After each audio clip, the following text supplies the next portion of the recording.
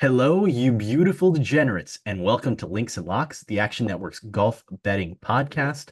I'm your host, Roberto Arguello, and I'm excited to break down this week's 2024 Zozo Championship betting preview with professional bettor Spencer Aguiar. The Zozo Championship is in Chiba, Japan at Accordia Golf Narashino Country Club.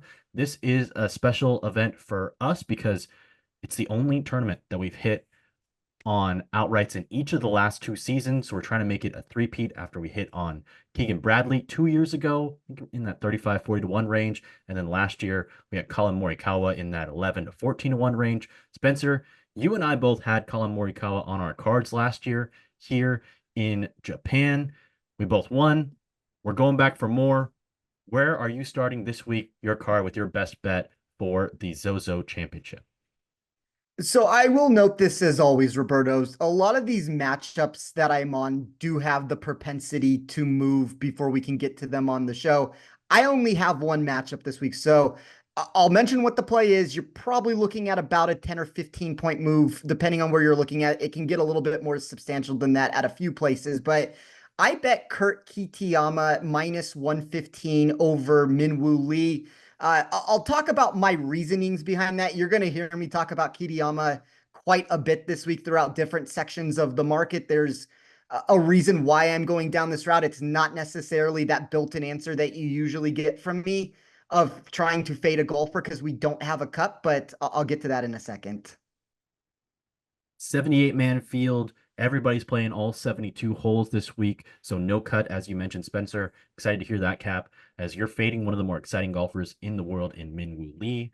For my best bet this week, I'm going to play this one very lightly. I'm hesitant to really call it a best bet just because it's my only bet on the card outside of outrights right now. But after hitting Eric Van Rooyen for top African last week, let's try to keep it rolling. I'm going with Harry Hall, the Englishman, over Patrick Rogers. Patrick Rogers, Stanford Cardinal. I'm going back for reunion weekend. Rogers was inducted into the Cardinal Hall of Fame last week during our loss to SMU, but I'm going to fade him this week as he goes across the world to Japan. Before I fade Patrick Rogers, Spencer, why are you backing your guy, UNLV product, Kurt Kitayama? I think backing is a really good way to explain that, just because, as I talked about, this is not necessarily that prototypical fade that I usually go for.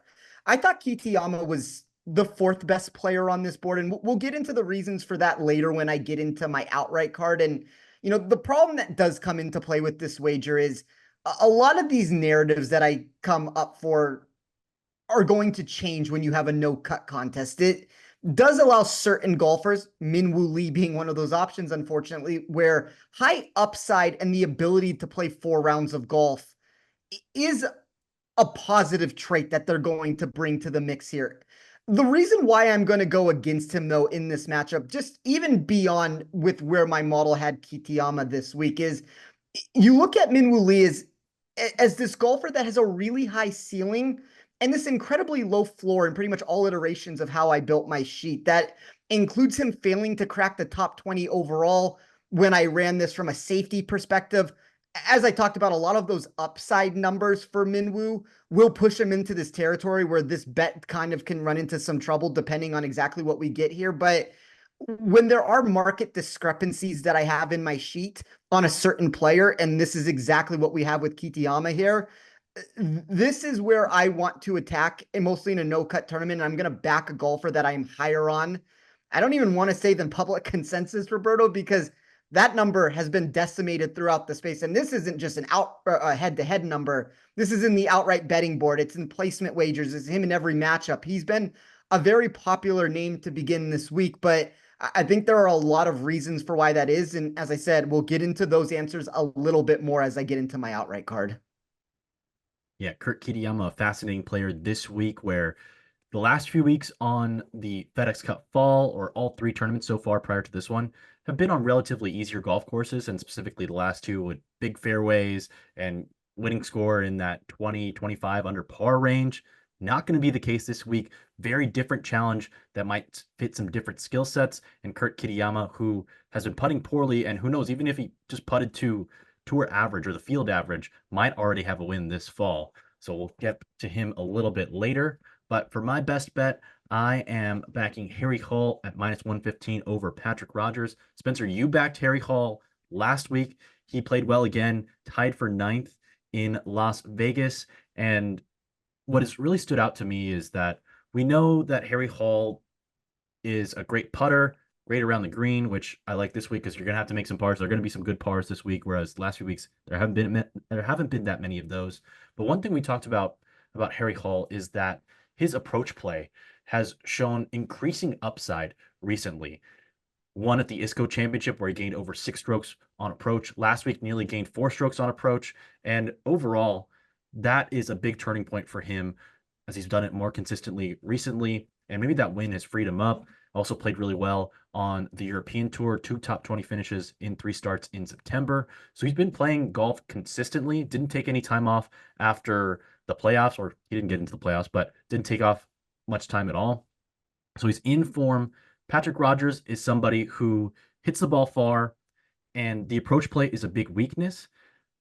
He isn't super accurate off the tee. Harry Hall isn't that much more accurate either way, but Rogers is not hitting the ball as well with his approach play.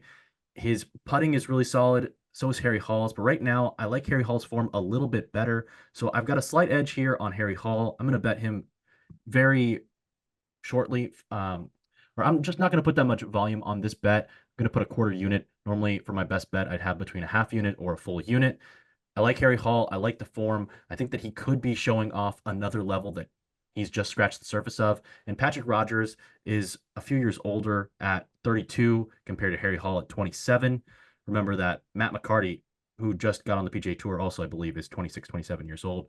So Harry Hall, I think, is really just getting into his prime on the PGA Tour and could be somebody who has a high floor this week, but also I like that ceiling. And when we know there's going to be no cut, I think that ceiling is more of a factor than usual when we do have that cut. So Spencer, interesting course this week at Accordia Golf Narashino Country Club. Let's get into our course preview. I think it's pretty important given that there's a lack of data this week. So wanted to ask you, what are you weighing this week? Are you doing anything differently from a normal event where we have data, and maybe are your outrights or your volume in other markets betting this week a little different? Volume, yes. Anytime the no cut narrative and the lack of data, I'm always going to have less exposure at the end of the day. But I think one of the ways for me that I'm going to build my model a little bit differently than most people will come down to some of the off the tee numbers that I'm looking for. And, at the end of the day, I don't want this narrative to get lost. This is a very claustrophobic design off the tee. You have substantial tree line intangibles that are going to be placed throughout. And it makes golfers move the ball in both directions because of the dog legs that you see. And anytime you get that answer for a course that's less than 7,100 yards and doesn't present that bombs away appeal, you're naturally going to want to look for accuracy over distance. But for me, that one area where that narrative changed, and I do think you can think outside of the box, is when you look at where the most impactful scoring holes from both a production standpoint, if you're trying to produce a score, or even that avoidance outlook that you talked about, Roberto, there are real mistakes that can be had out here. All of those situations really do tend to come with the driver in hand. We see that when diving into the 5 par 4 holes that land between 486 to 505 yards. Those are going to be the 5 most challenging locations for the week. And then we have this really unique assortment from the 3 par 5s that we're going to get. I talk about this every single year. If you listened to this podcast a year ago, I gave a very similar answer to this, but I always call these 3 holes Goldilocks and the 3 bears. That's essentially what we're looking at here, where one is really easy. The second is going to be just right. And then the third one, which has gotten easier over time. And I do want to note that. But at the end of the day, it's a 608-yard behemoth, which on average is only yielding about a 24.6% birdie or better rate. It's not going to be the most gettable par 5. That's a total, Roberto, that used to be in that 18, 19, 20% range a handful of years ago. So it has gotten easier for whatever the reason is there, whether, we could try to speculate what that is. We don't have data to exactly pull from there, but I think this is a course where, because of that limited data, the no cut contest, that smaller field narrative, there are concerns from going too deep onto this board, but I will say the outright betting board presented a lot of interesting outlooks for me. It doesn't necessarily mean that we're not going to get burnt by going in one of these directions here, because the top of the board is very strong. And I do think you have a pronounced top three for this tournament. But I think that's where from there we can kind of try to maneuver and figure out where the best value is. And this isn't going to be breaking news for anybody who's listened to the show already. Kitayama is going to be a name that's going to feature in that section. And I think that that's the type of value that I tried to find on this board. I am just overall with the lack of historical data, and even on data golf where you do have some data, like for example, total strokes gained for the week and driving distance and driving accuracy. The driving distance and driving accuracy are a subset of the total driving, Yes. or of all drives hit, I should say. It's not drive all 14 drives every day, or 13 because of the 5 par 3s. So it's only on 2 or 4 holes. So don't read too much into that, I would say. And Spencer, I wanted to ask about course history. How much are you weighing that here, given the lack of other data? Marginal. I'm not a person that overly weighs course history to begin with. If you look at like Colin Morikawa is the prime example of that. He had this hodgepodge return before his victory here last season, and we've seen that across the board. Xander's been inside the top 10 a handful of times, outside the top 30 a handful of times. It feels like one of those venues, and maybe it's the difficulty of the course, maybe it's the travel, maybe it's this really weird spot that we find ourselves in, which would be more of the question I would ask, which I don't have an answer for. There are a lot of golfers, Schauffele being one of them, where his last action was at the President's Cup. That's a team event. There are portions of the day where he's playing alternate shot, where he's not even hitting every single ball. There is an unknown variable for how ready some of these golfers are. Now, the players that are having to be more competitive this specific year and are playing every single week, we can kind of have a built-in narrative for a lot of these guys, like Bo Hostler's in form right now. I know Kitayama's in form. I know Doug Gim's in form. I think that that's the question, though, that you need to ask yourself is how much does form matter in weaker fields than what we're getting at the very top here, and what we think some of these top name players are going to do? Because if you can start building a narrative out that the big 3, 4, or 5 don't end up winning this, all of a sudden you have this really open board where you might be able to find some value. But as I keep going back to, there is a really strong, we'll call it, to me, big 3 here, Roberto, where you have Xander, Colin, Hideki. We can argue which order they should be in. Xander should be the favorite. I'm not going to really go in any direction other than that. I think Hideki and Colin are close, but you're going to have these prices that don't create this narrative. Like, I don't want to bet Xander at 4.5 to 1. Hideki, you could make an argument for because he's the highest one on the board, but I'm going to try to oppose them. And by doing so, I realize what I'm opening up for, because those are the 3 most likely people that are going to win. And I had a win equity for those 3 included that put me in that 33, 34% range. So, I mean, we're looking about 1 out of every 3 times one of those 3 options wins. So, I mean, that's something to at least keep in mind when we're building an outright card. So Spencer, in case anybody's listening to this who hasn't placed any outright bets, if you were to go into your sportsbook of choice and they give you big guns versus the field, Schauffele, Morikawa, and Matsuyama versus the field, what number would you need to punch a ticket if you didn't want to bet it on anybody else in the tournament?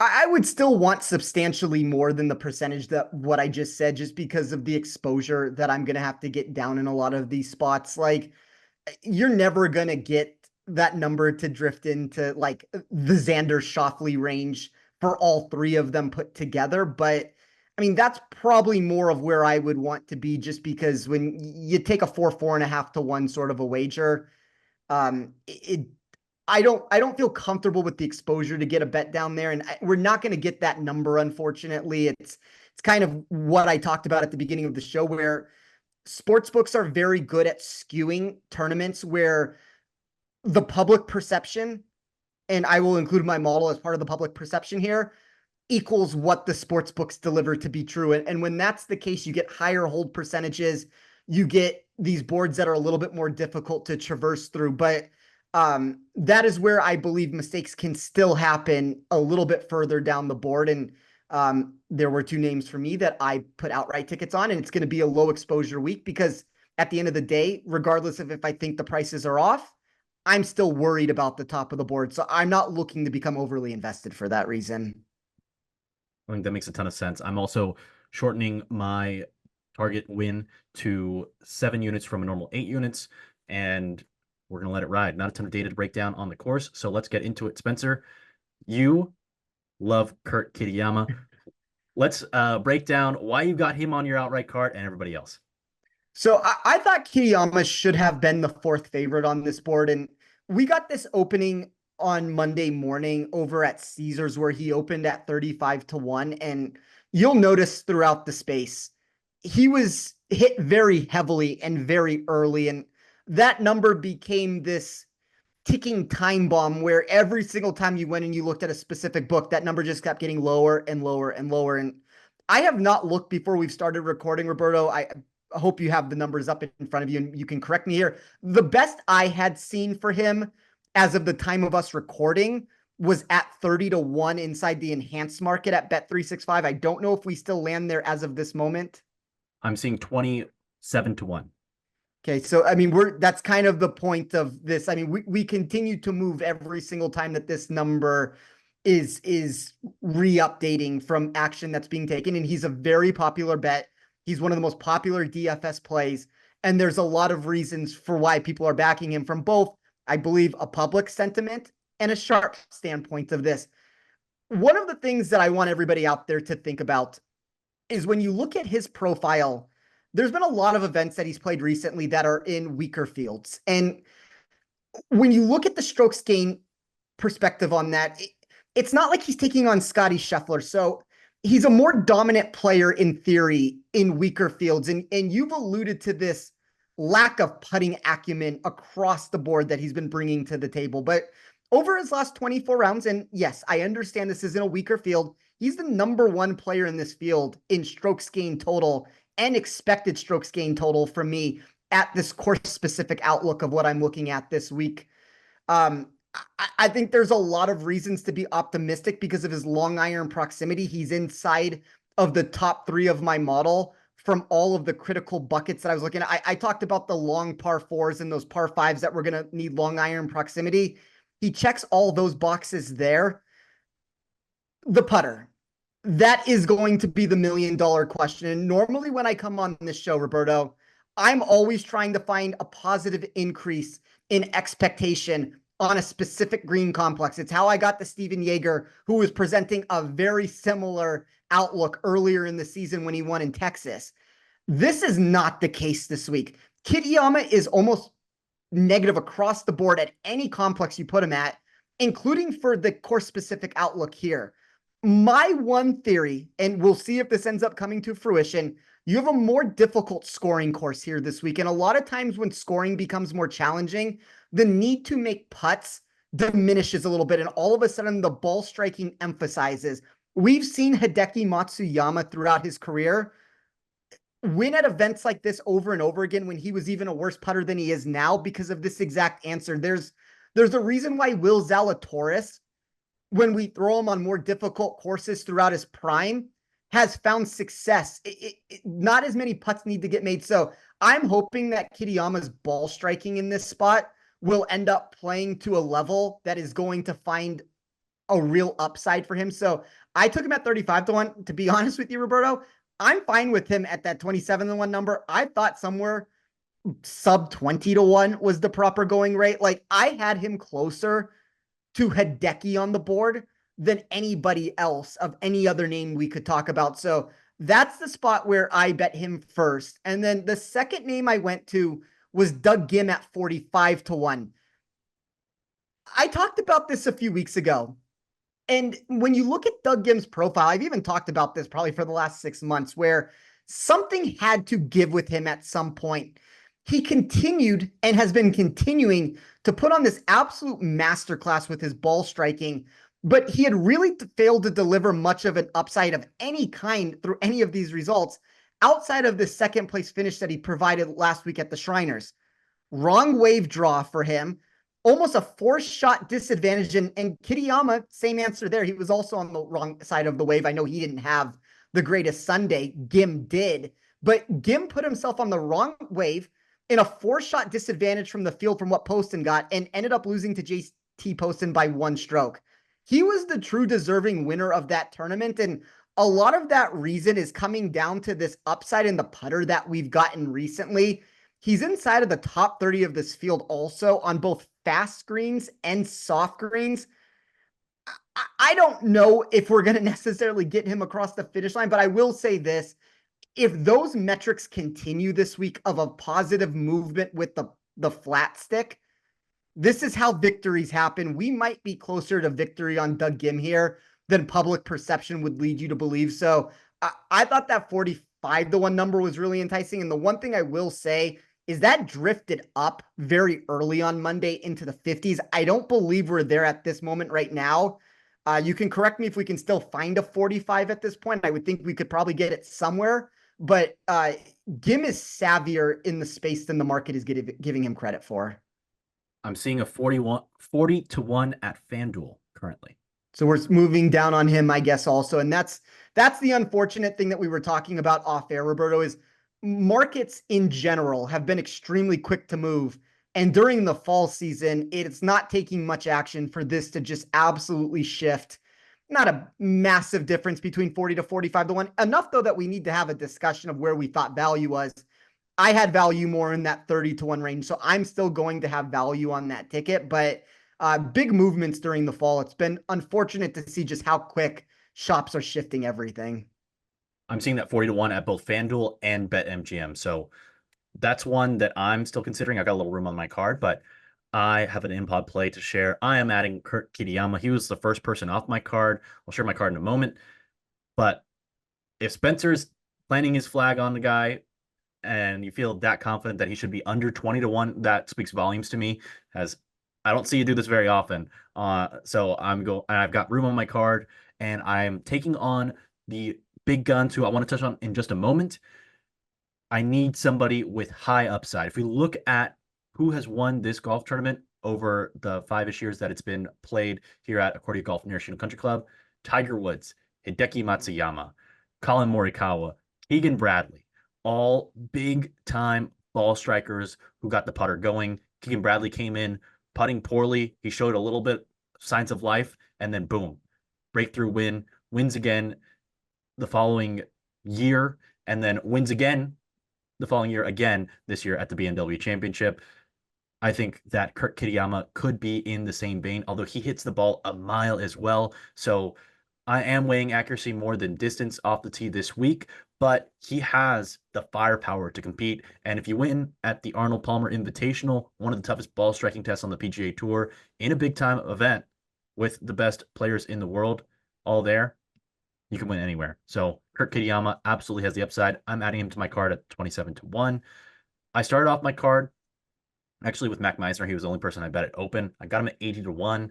I like this week for Mac Meisner. Been bullish on him the whole year, so I have an outright bet on him, even though it's not necessarily super likely that he wins this week. I did like the number 81. I bet him down to 65-1. He is a really strong ball striker who needs the putter to cooperate. I think this course profiles a little bit similarly to TPC San Antonio in that it's long, or not long, but it is a relatively shorter course. It has some tougher par fives and some tough par fours where you need to be accurate off the tee, but length obviously helps. And then there is an emphasis on approach play. And he had at the time his first top 10 on the PGA Tour, Mac Meisner, in his hometown of San Antonio at the Valero Texas Open. I think there's a similar recipe for success this week, and also at both of those courses, or both that course and this one this week. Winning score is not going to be around 20 under par most weeks. Third place, which was behind Denny McCarthy and Akshay Bhatia in the playoff this year, was 6 shots behind at around 12 under par. So normally 15 under wins there, normally 15 under wins here. I think Mac Meisner in a course where ball strike is emphasized. Remember, he's a rookie on the PGA Tour, so he didn't get to play at courses that are the most challenging because he wasn't into the signature events. So I like him this week. I think he's somebody I would want to have played a top 10, top 20 escalator on, but because the market is so saturated, because there's only 78 players in the field and no cut, didn't like the prices there. I think it's better to back him in DFS than it is in those markets. I also have Sahit Theegala on my card. Theegala was puzzling early in the season because he is known for being really strong with his short game, but his short game was losing strokes relative to the tour average. And he lost strokes around the green in 8 of his first 14 starts on tour this season. Since then, he has lost around the green just twice in his last 10 starts. So he's coming back to the form that we've come to know and love. He also just has too much versatile upside to overlook in such a small field. He has upside throughout the bag. He's long off the tee, longer than he was previously, which you would expect, but also he is more accurate off the tee than he's ever been in his career. The short game, as we mentioned, is really strong as well. And then the putter can get hot at any moment. So I thought there were a lot of ways for him to get to 3 under par each day and get himself in the mix. And maybe if he goes low one day or two, he can run away with it like Colin Morikawa did by 6 last year. Also wanted to touch on the big names. And last year, I think we can agree that Xander Schauffele, not as good of a golfer as he is this year. Not a very hot take, I don't think. Colin Morikawa, I would say about the same, maybe a little bit better this year than he was last year entering this week. And last year, Hideki Matsuyama, not as strong as he is this year. So all three of these guys in better form this year. Xander Schauffele went from 7-1 last year, 4.5-1 this year. Morikawa, 11-1, down to now 6.5, 7-1. Matsuyama, 16-1 here last year. He is now in the 7-8-1 range. So if you're going to back one of the big dogs, you're paying a premium, especially given what we saw last year. And now all three of these guys are even better. So it's just tough to back these guys. I really wanted any of them if we got the right number. I've noted on this podcast, we have a winner to show for it last year, that this is an ideal golf course for Colin Morikawa. So I wanted to bet him. I really did. Again, just couldn't quite get there. But I do think this is the perfect golf course for him. And if you can find a rogue 10-1 out there, absolutely fire on it. You noted just there's a heightened level of uncertainty given these guys haven't played in stroke play in so long. A lot of them, and we're also traveling across the world. Some guys played last week. We don't know how they're going to adjust with travel. There are a lot of unknowns, so that's part of why I limited my risk / to win this week and just my overall exposure. So a lot of uncertainty on top of just the golf course, and then also wanted to know with Sahit Theegala coming off of back-to-back top 7 finishes in stroke play events, third at the Tour Championship when you include the starting strokes. I believe he was second without them. And then also tied for 7th at the Procore Championship in what he wanted to be his first title defense of his career. And also the course history, he's only played here twice, but T5 in 2022 and T19 in 2023. So he doesn't hate the course. I like that for him. I got Mac Meiser on my card. I've got one more golfer on my card in addition to the live in pod play in Kurt Kitayama. That's going to be Will Zalatoris, 37-1, best price I've seen out there. And that is at Bet365. Zalatoris, elite talent. I think he's very similar to a Kurt Kitayama in that he hits the ball a mile. His iron play has upside. Hasn't shown it quite as much as Kitayama, but his back was getting into better form recently. Top 13 finishes in his last 2 starts, the FedEx St. Jude BMW Championship. And if his back's in better form, continues to hit the ball far, as we noted earlier in the season, driving distance was down, it has improved. Who knows if the putter cooperates this week, but there's a ton of upside. And if he's playing well after a long break, it's a chance I'm willing to take without a ton of contenders in this field. All right, Spencer, that's why I'm on Will Zalatoris. You had some thoughts on him. I have some thoughts in general about a couple things that you have just mentioned during your card. And I'm going to start at the very top with this Hideki Morikawa Xander discussion. And it's the one thing that we keep doubling and tripling down on this show. You know, Xander, give or take, we'll say 6-1 is about fair. I think Morikawa, Hideki, 9-1 is about fair for each one of them. I think they're very similar commodities to one another. It's a much different board though when we get 4.5, 6, 7, depending on exactly what prices we're finding. It's not the same tournament as last year, and unfortunately, that's the problem that's occurred here is that sportsbooks have been, I'll call it savvy enough to not really give us an open shot towards the top of the board. If you could tell me I could have any of those three options at 11-1, just like we had Colin Morikawa last year, I'm jumping in, and that would have been a much different construction of my card because I would have been more aggressive by just adding one of those names to the mix. You talked about Sahith Theegala. One of the things, and this doesn't mean that Sahith Theegala always finds success when this answer is given, but I will say that when he does find success, this answer almost always has to be present.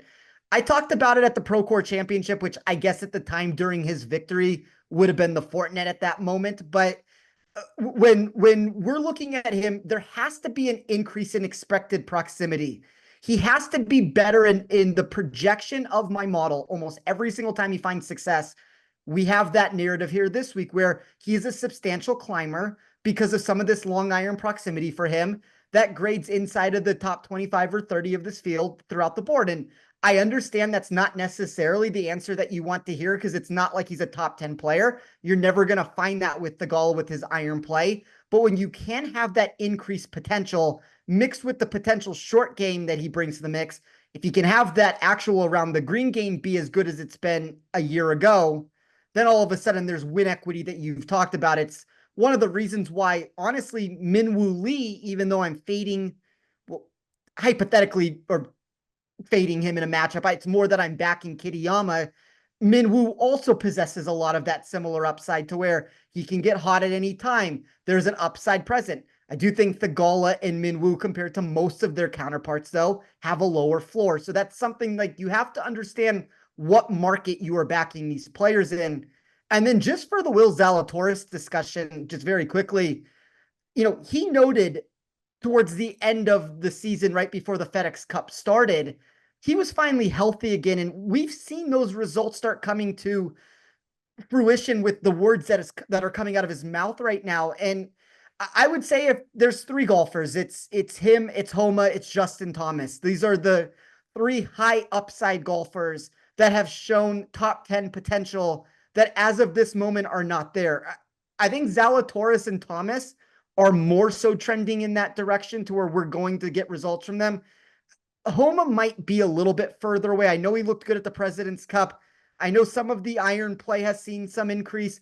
I worry about his driver here ever so slightly. I think he's okay because he does have that positive increase that I want to see for my model for the course specific outlook for this.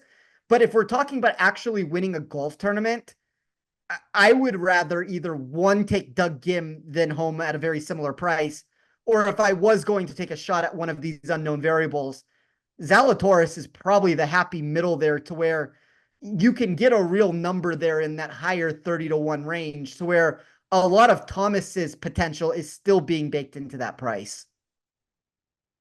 Yeah, I really like JT. The fact that he has two big questions in his putter and the driving accuracy, and the price at 20-1 took me off. But if there were no Xander Schauffele, say, in this field, I think he would be a lot more interesting. But with the known commodities at the top of the board, JT, I still think is not the worst bet you could make on the board, nor is Max Homa. But because of the driver issues for both of them, really, I'm off. Although JT, I think, is one of the few golfers who could win this tournament by 5 shots. There's a reason why sportsbooks placed him at 20-1 and not 37-1 like Zalatoris, unfortunately. And if you're looking for a positive note for Thomas, I still don't love the 20-1 number at the end of the day. I agree he has a ton of upside to him. If you're looking for a positive note, though, with that driver, 14th in this field in strokes gained off the tee when you get long rough, 16th in strokes gained off the tee when you get harder fairway. So there has been a recipe for him on very similar courses where he's found success. And I mean, that's even going to include when you take him to the strokes gain total on par 70s that are under 7,200 yards. I didn't run it through a very long duration of time because I didn't want to get the Justin Thomas massive output that was going to be given to me from what we know he's been. I only ran it through a short-term duration. number two player in my model on that exact comp course sort of a situation. So I think there's a lot to like about Justin Thomas. It's the first time in, it feels like a year that, I mean, he graded inside of the top 10 of my model and had real win equity marks for a lot of those reasons that I talked about. So he's going to be an interesting name to keep in the back of your mind. Maybe that's more of a live bet. We know, just like Xander, he's also been very dominant in these no cut sort of tournaments. There's a certain upside that he possesses at any moment he can get hot. And, we haven't seen him in action now for a couple weeks. And this could be the moment where, unfortunately, that just at a what I consider to be a bad number, he could get himself across the finish line. But at the end of the day, we can't bet everybody, as we always say. One guy who I have weighed adding to my card is Siwoo Kim, notorious character on this podcast whom we back often unsuccessfully. And for the real for people who love punishment, betting Siwoo Kim is a national pastime. He is a solid driver of the golf ball. He's not very long, but he has elite driving accuracy. He is incredible with an iron in his hand, and he oftentimes plays a little bit more aggressively than conventional thinking would suggest playing. And I think that's interesting from an outright perspective. And also, he has a ton of pedigree. He's won youngest winner at the Players Championship in that tournament's storied history. He also won recently last year in Hawaii, where he gained for the second consecutive tournament 8 strokes with his irons. He has a ton of upside. The question is, what putter is he going to have in the bag? And is it going to work for more than 2 rounds in any given week, if that? If his putting is not a total disaster, he can win this tournament. He doesn't even need for it to be great. If it's really good, he could run away with the tournament. His iron play has been really strong recently. Has not played on the PGA Tour since the BMW Championship. He tied for 5th in that event, gained nearly 1.4 shots per round with his irons. Followed that up with a top 20 at the BMW PGA Championship on the DP World Tour in one of the more well-known tournaments on the DP World Tour and in one of its very, very best fields. He's playing some solid golf, also played in the President's Cup. The question for me is just the putter. The short game also hasn't been as elite as it normally is over the last 2 months, so that has given me a little bit of pause. That's why I haven't bet him already. But Spencer, I wanted to get some thoughts on Siwoo Kim, maybe putting in Asia as the South Korean goes to Japan this week. Could that be a spark? At 35-1 is the best price in the market. I've been kind of waiting for a 40-45. I don't want the type of exposure that I need at most places at 30-1 for Siwoo Kim, but best price 35. What do you think of him this week? I think my biggest problem with him, I mean, obviously we can talk about the putter, but at the end of the day, no matter what golfer we're talking about, it all comes down to a number grab situation. If there's value in a number, I'll take the worst or the best putter on tour if that's what is needed that week to find success. There's been a certain, we'll call it for him, upside with the putter that has been exhibited a little bit throughout certain starts. Like if I just take the last 24 rounds from him and I compare it to the field, he's 28th this week out of 78 players. That's a rank that's better than 56th overall. You've talked about this ability for him with his ball striking that at any moment he can get hot. I guess my biggest problem, though, just comes down to the price at 35-1. I would so much rather have this be 50-60, if we're being honest. Like there has been, no matter how much we all talk about him, and we all do it. And, I know Nick is not here to defend himself, but Nick also does it too. Like Nick is very well with the three of us sitting as the conductors leading the Siwoo Kim train most of these weeks. There has been an overall lack of upside that he has presented this season. I know he has the 5th place at the BMW Championship, but outside of that, there's been a lot of tournaments where we're just lacking that next level performance. The other golfer that I would say really fit that bill this year too which is another golfer that struggled who's not in this tournament this week, is Tony Finau. It's a lot of these names where the ball striking numbers look phenomenal, and for whatever the reason is, and there's always a chance Kitayama falls in victim to the same path of exactly this answer here. But I think he's okay. I just think he's mispriced at 35 to 1. I think he's very similar to the win equity standpoint that I would say for Minwoo Lee, to where it's this higher ceiling, but because the floor is so low and we haven't actually gotten that ceiling because of the lack of putts that he's made, and he didn't reach that Kitayama level inside of my model for the other areas. Like Kitayama graded closer to Hideki in those names with a lot of the ways I ran it.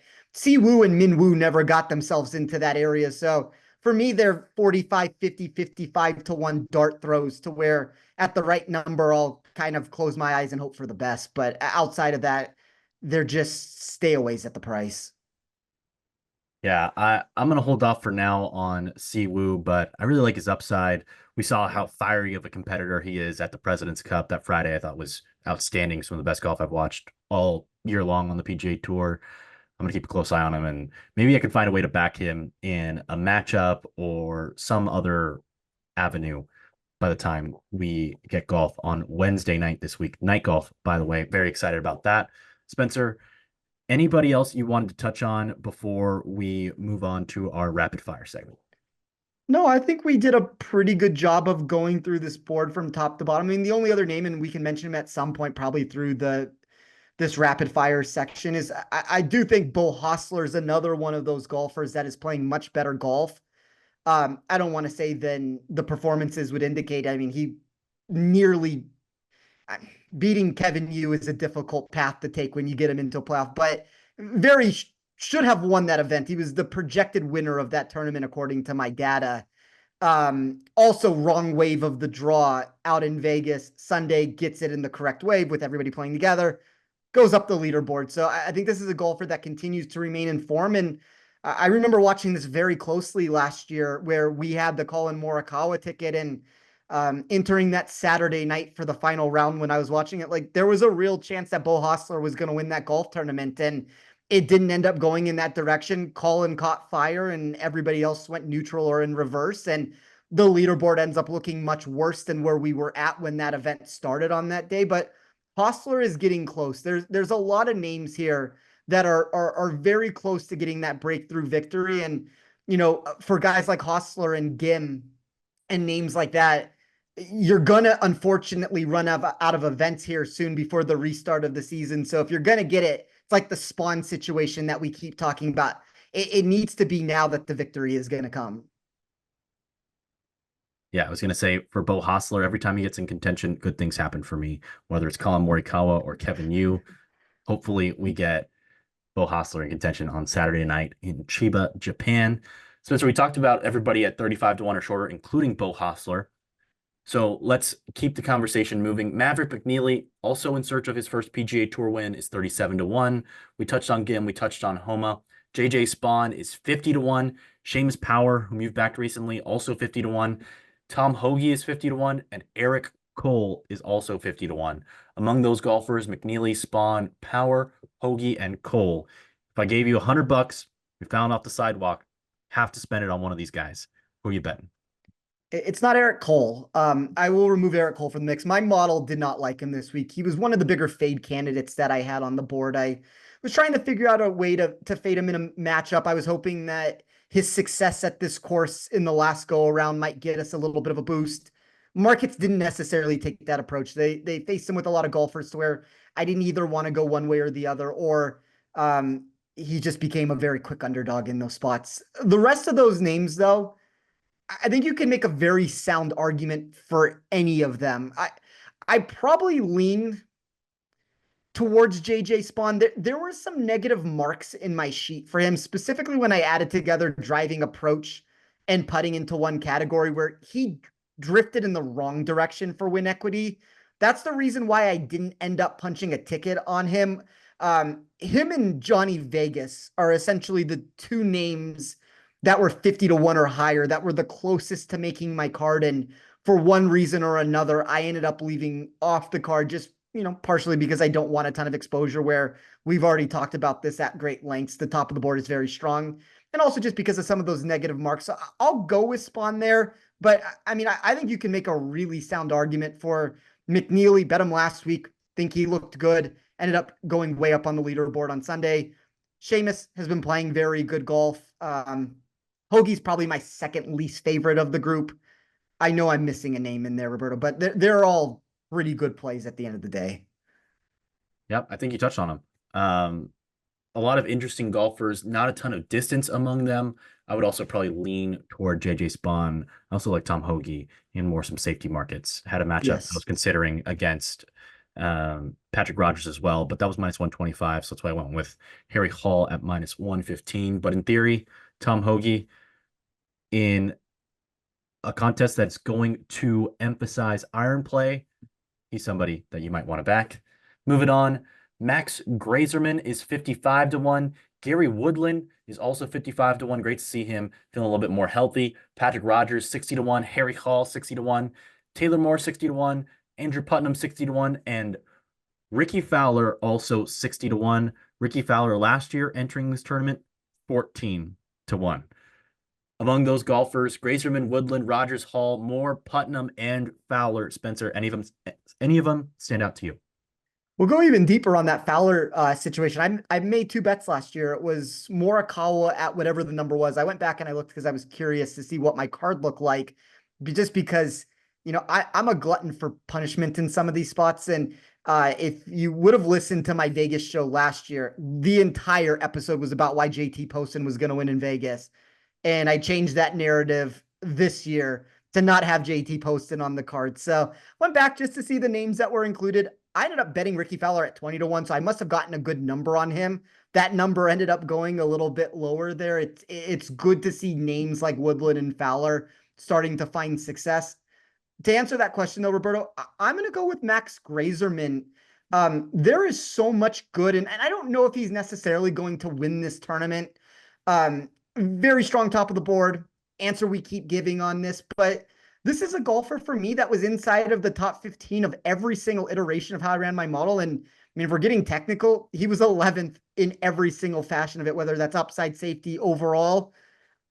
There are certain players, we've seen it historically. We'll throw a name out like Eric Cole, which I just gave a negative answer for.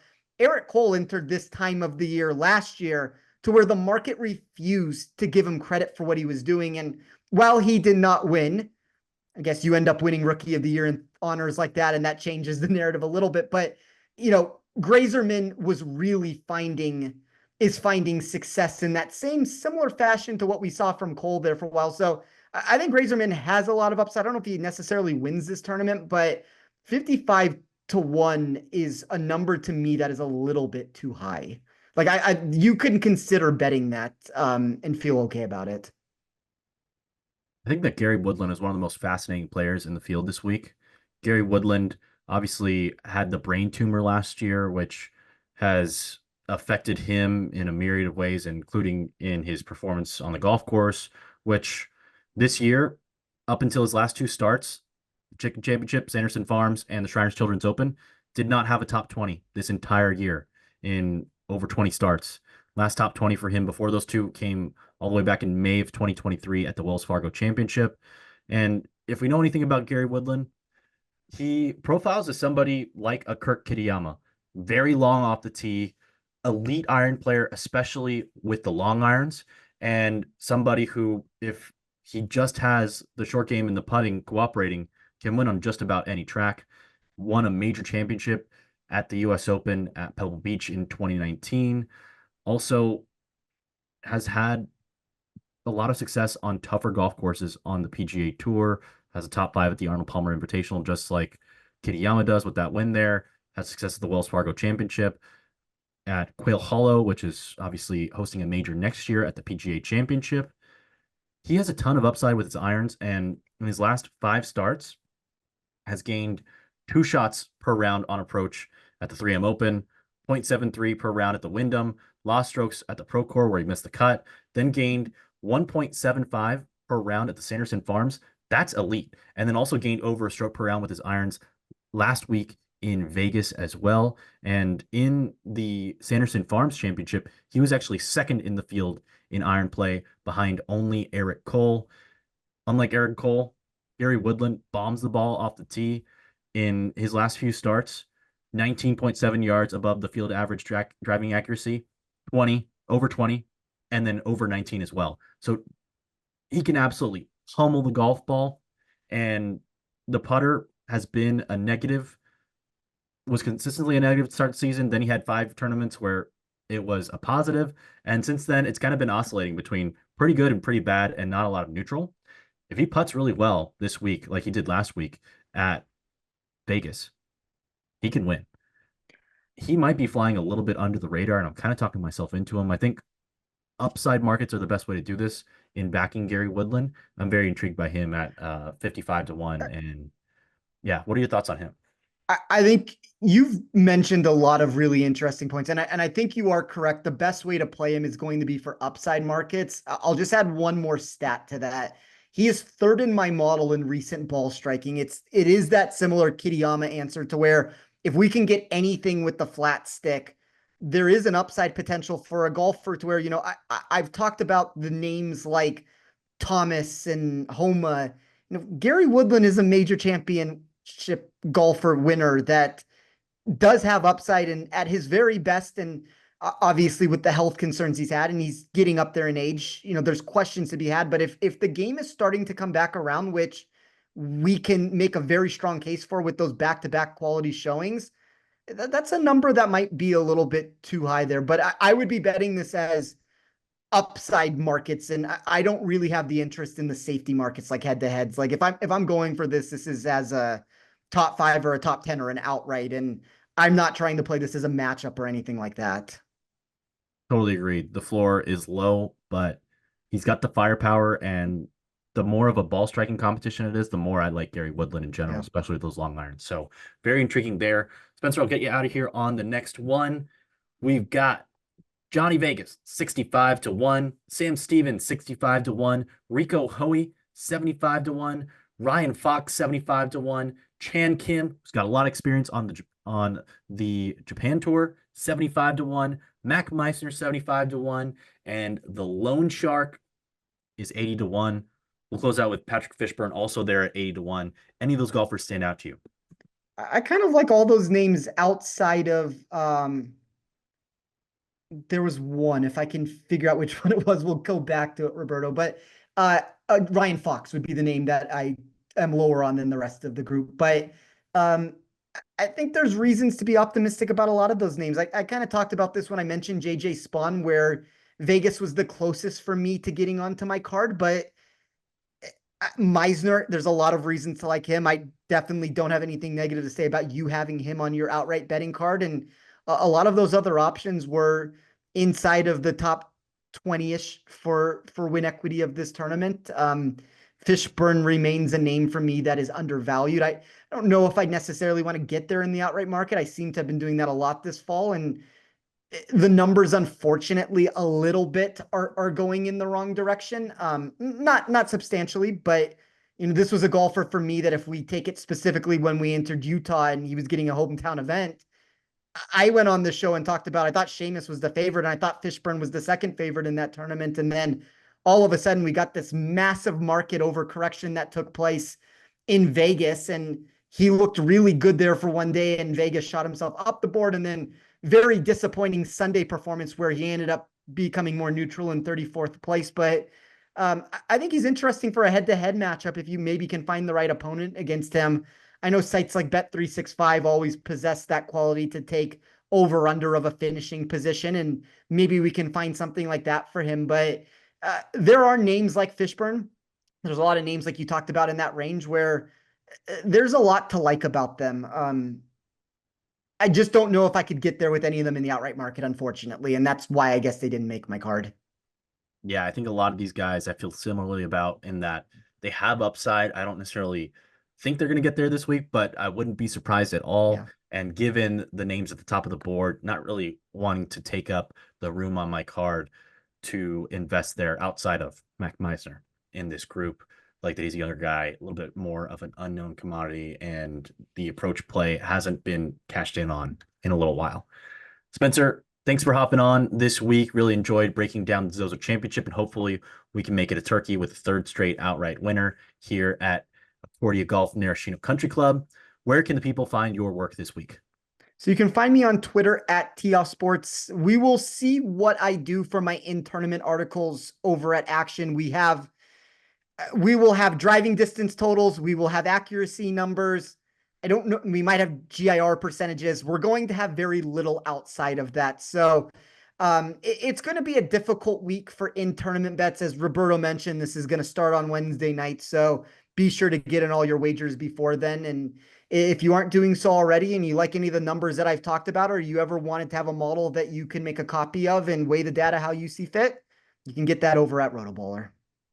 Highly recommend checking it out. It's a key part of my research every single week. Got to double check all of Spencer's new stats, combine different numbers, different proximities, or anything you can imagine. It's pretty cool. And you can weigh the data yourself. So a lot of value on that. Love how easy it is to parse through as well. Wanted to give everybody a reminder, our friend Nick Bretwish, you can find him on Twitter at SticksPicks. That's Sticks with an X. He also has his NFL podcast, the First and Sticks podcast, which you can find wherever you get your podcasts. Also, shout out to the Action Network NBA gang. NBA basketball is starting tonight. We're recording on Tuesday, October 22nd. Matt Moore and the gang on Buckets do a great job. I listen to that show every day. Great work by everybody involved there. Can't wait for another great season with the NBA gang. So be sure to tune into Action Network, whether it's online on the app or wherever you get your podcasts, YouTube as well. Shout out YouTube. And then big thanks to everybody who makes this podcast possible, starting with you, the fans. Really appreciate your support. Please like, rate, subscribe wherever you get your podcasts. Tell a friend, tell an enemy. Also, big shout out to all of our producers for getting us across the finish line every single week. Noah Niederhofer, Matt Mitchell, and David Payne. Thanks again for tuning in to our preview for the 2024 Zozo Championship. And we'll catch you guys next week when we go, or actually, we're off next week. So we'll catch you in 2 weeks in Cabo for the Worldwide Technology Championship as Eric Van Rooyen cashed my best bet last week in Vegas. We're going to see him as he goes for his title defense down in Mexico. So we'll catch y'all then, and good luck this week in Japan.